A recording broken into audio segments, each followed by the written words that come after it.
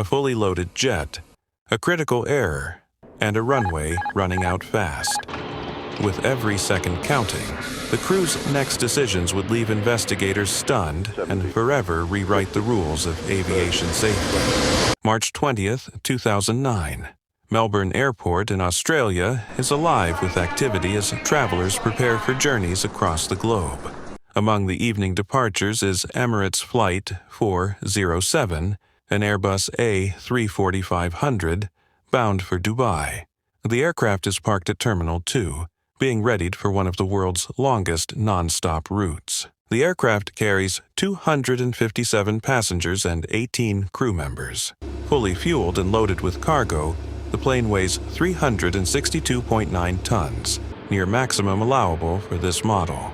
But unknown to the crew, a critical mistake during pre-flight preparations is about to put everyone on board in grave danger.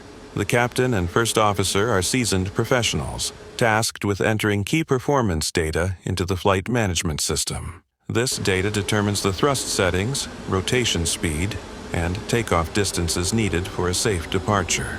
However, a seemingly small error occurs. The aircraft's weight is entered as 262.9 tons, 100 tons less than the actual weight. As Flight 407 taxis away from the terminal to the runway, the pilots remain unaware of the critical error. The takeoff thrust settings are calculated for a much lighter aircraft, leaving the engines underpowered for the actual load. Runway 16 at Melbourne Airport measures 3,657 meters, 12,000 feet, one of the longest runways in the Southern Hemisphere. Under normal conditions, it provides more than enough distance for an Airbus A340 to take off safely. Melbourne Tower. Emirates 407 is ready for departure. Emirates 407, cleared for takeoff. Winds calm, runway clear. At 10:30 p.m., the engines roar to life as the aircraft begins its takeoff roll.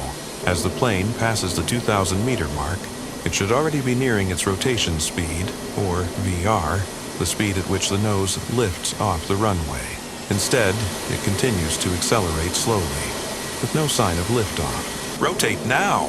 With 1,043 meters of runway remaining, the first officer attempts to rotate the aircraft.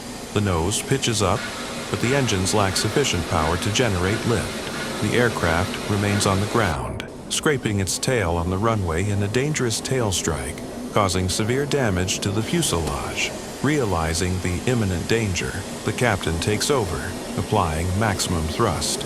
The aircraft finally lifts off 148 meters beyond the end of the runway, after overrunning the paved surface.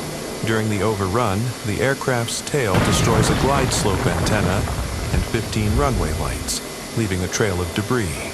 Flying dangerously low, the aircraft narrowly clears a fence and embankment before finally climbing. The crew now faces a new crisis. The tail strike has caused severe structural damage to the aircraft. In particular, the rear pressure bulkhead has been compromised, raising concerns about the plane's ability to maintain cabin pressure. The pilots work quickly to reduce the risk. Over the next 57 minutes, they dump fuel to lighten the aircraft, completing the process at 11:27 p.m. The captain contacts air traffic control to coordinate an emergency landing. At 11:36 p.m., the plane begins its final approach to Melbourne Airport. With emergency services on standby, the captain carefully guides the damaged aircraft back to the ground.